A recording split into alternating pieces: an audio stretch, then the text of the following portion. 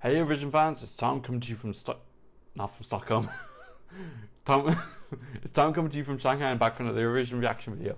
Today I'm going to be talking about the results of Melfest semi-final number 2, that's Sweden's national final. I'm going to discuss about the 2 songs that went direct to final, the 2 songs that went to Anna Hansen, and the 3 songs that didn't qualify. So let's kiki. As always, you can use the progress bar if you want to skip to me discussing one of the 7 particular songs. Please don't forget to like, and if you are a Eurovision fan or Melfest fan, don't forget to subscribe. First of all, I'm going to talk about the 2 directed to finale. First one, let's talk about Tusse.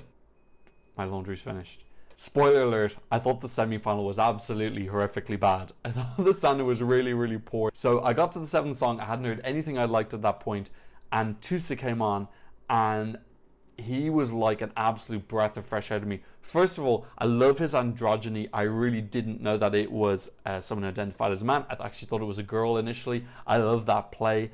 You know, he was wearing the fuchsia suit with the beautiful chain, looked really fantastic. I found that one of the things that summed up the other 6 performances was that they were so like Melfest robots. They just had all this like extremely cliche choreography and hand positions and movements that they did, and his felt like really raw. He got really down and dirty and soulful, and it just felt like such a massive breath of fresh air for me after having watched the previous 6. I liked his mannerisms, I liked his style, I liked the intensity into the camera and while he was performing.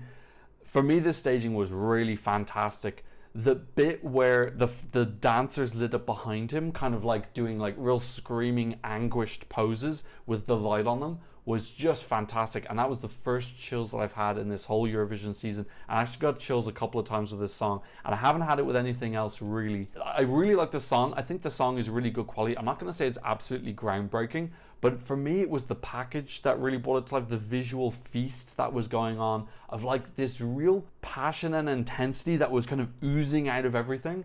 And these really rich visuals, and even when they lined up, they kind of lined up in a line, but it just felt like there were so many simple ideas that still looked fresh. I loved his dancers were really fantastic, and there was one bit as well, they were all freestyling, and one of them was crunking, and another one was just kind of doing interpretive dance.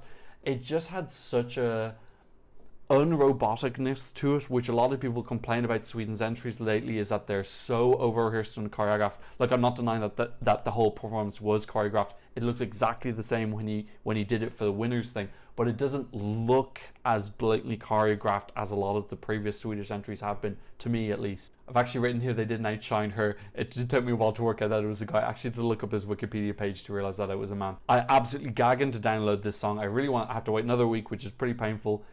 This was Sasha Jean-Baptiste at her best, so I'm really on board for this. This is my number 1 of Melodifestivalen so far. I do really like Daughter as well, but really I haven't had that many songs to download. Well, I can't download. The only song I've been actually legally able to download so far is Kariatu, so it's good that I've got another song I'm going to get downloaded. I do want as many songs as possible for Melfest because I'm so greedy, but I'm 100% Tusse at this point in time. He is definitely my favorite who I'm going to be supporting. Need to wait and see who's in semi-final number 4 though. Next up was the second directive final was Charlotte Perelli. Now, if you're a fan of Charlotte Perelli, maybe perhaps it's a good time to go get a cup of coffee, because I thought her performance was absolutely horrendous. It was so cringy. It was like every single Melfest cliche and Eurovision cliche just like squashed into this horrible glittery ball of cliches. It was so cringy. You know, I hate when people talk about Invincible, especially in Melfest. It's such a cliche. Ugh, it's terrible. I hate it. If I had to have cringe bingo, it would be like Invincible and Luba and Mi Corazon and just all these horribly overdone lyrics that are just, for me in Sweden, it's Invincible. That's the most, that's the worst one. So when she kept on going out, "We are invincible," I was like, for fuck's sake. And trust me, there were plenty of other cliches as well. That was just the worst one. I like the message of the song, which is that when you're getting older, it doesn't matter, you can still do what you want. I like that, but the lyrics were so like strained and overdone. There was nothing new in them. You can say that message in a new way, but it was just a real recycling of cliche was pretty awful. I've written here that I thought the performance looked like a mishmash of previous interval performances. I would still stick by that. There was absolutely nothing original whatsoever. The dancers looked cool, they had cool costumes on, but really it looked almost identical to the opening act for Eurovision 2016, which was an absolutely spectacular opening act. I don't blame them for wanting to copy it, but it did look like quite a large copy of that. Other than that, nothing interesting happened. I don't know. I'm not convinced for her as a performer, I gotta be honest. I liked Hero, but I don't know. I just don't find her magnetic.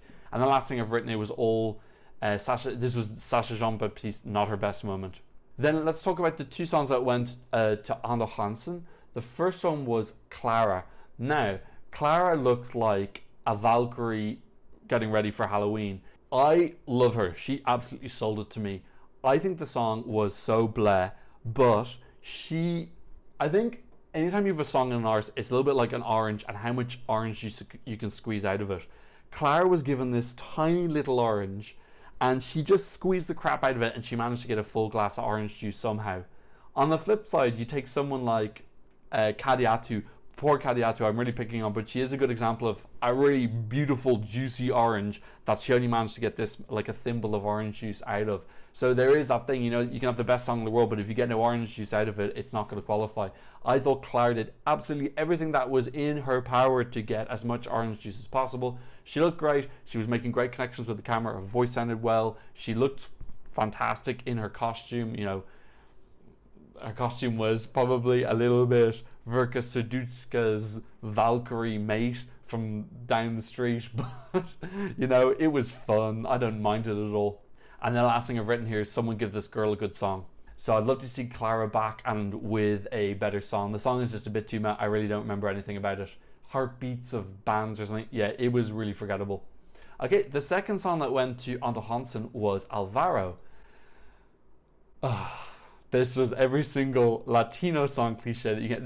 You know, I do something about. I do think this semi-final was particularly bad for like really overdone tropes, and in this one it was just. I understand that he's got Latino roots, but he's had a song now called Baila. He had one called Vamos Amigos. It's just like, okay, we get it, you're Spanish, but like just having a song where you have some Spanish things in the chorus with a Spanish title, it's so contrived. It's really contrived, and this kind of like slightly salsa Latino beat, and you know, little Latin dancers, and it's just so predictable. The whole thing was predictable. There was nothing about it that was like remotely not predictable at all. I'm actually kind of impressed that he got to Anders Hansen.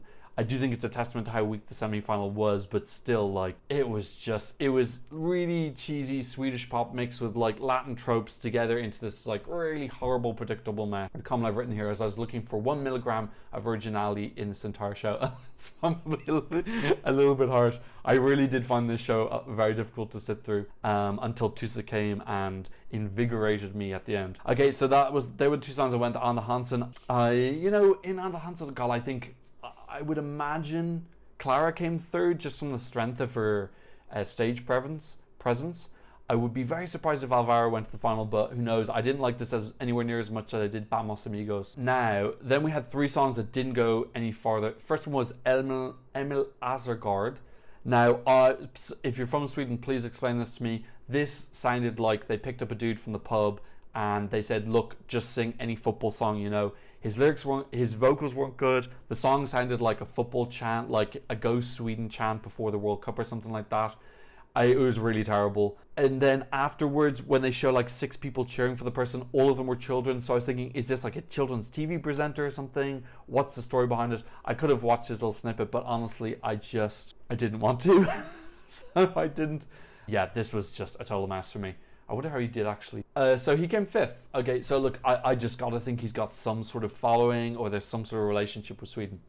Okay, in 6th place we have Mustasch with Contagious. I know there was a lot of controversy behind the show. I did like Ralph Gillerhammer's previous song Bet on Fire when he was solo. This is him with his band now. It was kind of okay-ish rock. They had one bit where it was like da, da, da, da, da, da, da, da, which I just found really irritating. It didn't sound like cool or anything. Yeah, I just found that really repetitive note. I didn't find that interesting or fun at all. So look, I didn't think it was terrible, but I I have no problem never ever hearing the song ever again. And I don't feel like it was hard done by not getting through to Ante Hansen. I don't think it was ever in the running to get through to the final. I've written this is a very stark, instant contrast with Jorn and Blind Channel, because what we've seen is that people are open to rock songs. Jorn got the second chance and then went to the final four in Melody Grand Prix, and then Blind Channel obviously won UMK. So people are very much open to rock songs, but this song is just not good enough rock song.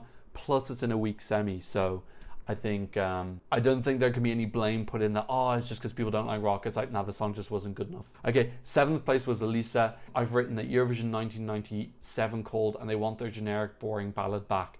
Yeah, this was so boring. It was really, really, really boring. It did remind me of Eurovision like 94, 5, 6, 7, a song that maybe ended up coming 13 just simply from the fact that it was reputable. It was just so dull, and her outfit was a little bit ice skatery. Yeah, it was just a hot mess. But yeah, she came 7th. I don't know, I've got nothing else to say about it really. I just don't want to say anything else that's like too mean. But again, I don't think this was hard done by. Look, overall guys, I thought the semi-final was really, really weak. In terms of Melodifestivalen this year, really, I liked Hadiatu, but she didn't make it. I like Dotter and I like Tusse. I really don't have that many songs. Oh, I also really like Eva and Ua, Renorama Ding Dong. So I've got 4 songs that I kind of like this year, but I think it's shaping up to be kind of an average-ish year. Not terrible, but not great. But yeah, we've got one semi-final left, and it's got the Mamas in it and Eric Sada. So I'm interested to see those two. Obviously, you'd expect that the Mamas, they haven't been given a 7th slot. I wonder how strong their song is. But Eric Sada, I think he's probably going to be coming. He's a great stage performer, so really looking forward to what he's got to show this weekend. Okay, so that's what I thought about semi-final number 3 of Melodifestivalen. Please leave a comment in the comment section down below telling me about what you thought. Is there anyone that you really liked? Did you think it was a bad semi as well? Or was it just not my type of music? Okay, don't forget to like and subscribe. And thank you so much for watching. I'll see you in another Eurovision reaction video very soon. Goodbye.